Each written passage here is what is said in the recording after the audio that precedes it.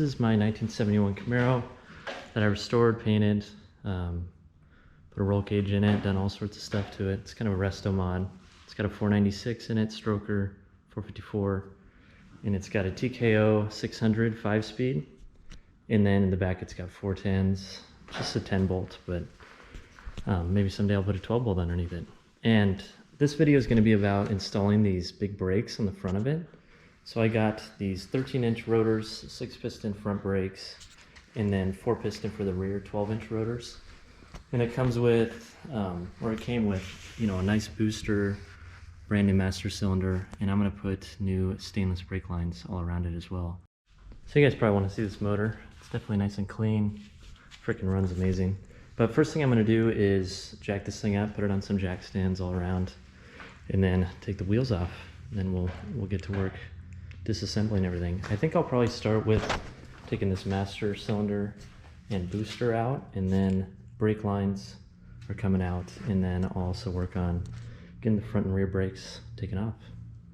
Got her up on jack stands, ready to frickin' pull these wheels off. Alright, so as you guys can see, I got stock brakes on the front, and also I took the drum off, but stock drum brakes in the rear, and this thing probably makes around 500 horse, so I definitely need to upgrade these. So time to disassemble this back part and disassemble the front.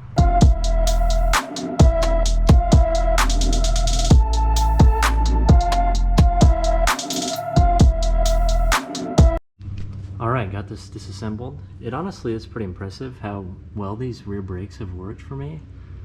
And, you know, drum brakes are honestly, it's a cool idea, but save them for semi-trucks, you know. The disc brakes that I'm going to put on here are definitely going to perform a lot better. So yeah, I just got to take this backing plate off, this guy off, and then the brake hose off, and then we're on our way. And the thing I realized is this backing plate is not going to come off without taking this axle out, so I don't know, I'll have to take off this differential cover, pull the C-clips, and pull these axles out to get this off. So if you are doing a big brake install, keep that in mind. Time to disassemble the front. All it is 2 bolts here. Pull this off, then I'm going to pull the brake hose off, and then you're going to want to take this off, and then there's going to be a nut with a cotter key in there. Pull the cotter key out, loosen the nut, and then this brake rotor comes off. Then you're going to take the dust plate off. I think before I remove that brake line on the brake caliper, I'm going to take this master cylinder off so it doesn't try and leak through the proportioning valve so much fluid. And then there'll just be the fluid in the lines, so I won't have to get such a big pan and make it such a mess. Alright, that came out relatively easy. I just cut the lines because I have new lines that I'm going to be using. And now I'm going to be taking this power booster out. And on this power booster, you might just think it's 4 bolts, but there's actually a rod, you know, that connects to the brake pedal that you have to undo if you're going to take it out. So that's kind of my next little project. Things are coming along pretty easy. Alright, I got that frickin' hog out of there, but I did notice when I was working down here, or you know, I got it out, I saw that the Z-bar, the frickin' nut on it, kind of came loose, so I've been working on that for a little bit, got it figured out. Definitely gonna need some adjustment. Alright, so easy peasy, got this off. Now what I'm gonna do, I still have to do the other side, but I'm gonna take this off, right? So take the tie rod end off, take the sway bar off, and then I'm going to do is loosen this nut back here and make sure it still has quite a bit of grip on it. And then I think I'm going to take this jack out, and you're going to let it be tensed up against each other, the upper and lower control arm, and then you're going to hit it until it springs, right? So this is going to come off the chamfer on the lower tie rod, or lower ball joint, excuse me. And then you're going to slide the jack underneath, loosen this nut fully, and then lower the jack down because it'll be held up here, right? So it'll separate the lower control arm from the spindle. And then you're gonna loosen this nut and then, you know, hit it here, and then it'll drop off from the upper ball joint, and then you're done. But you're definitely gonna wanna make sure not to lower the spring too far because it could hop out of this, you know, lower control arm, and it's pretty difficult to get back in.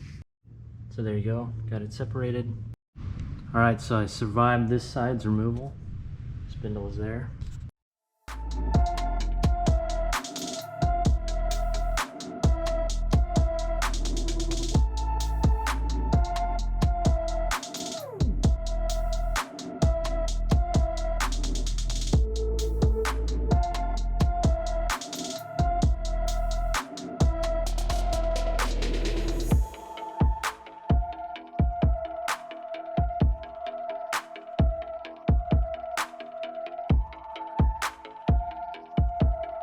Alright, so I got these spindles machined.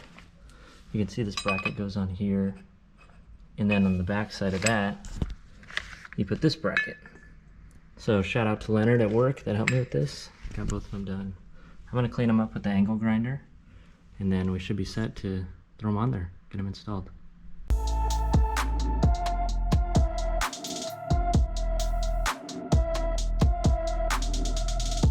Alright, I got these guys all painted, so pretty much ready to install. So what I'm going to do is put the jack underneath here and lower that lower control arm down, and then put it on those ball joint ends, and then jack it back up, tighten the bolts up, and then we should be ready to start packing the bearings and putting the hubs on. So these definitely came out pretty sweet.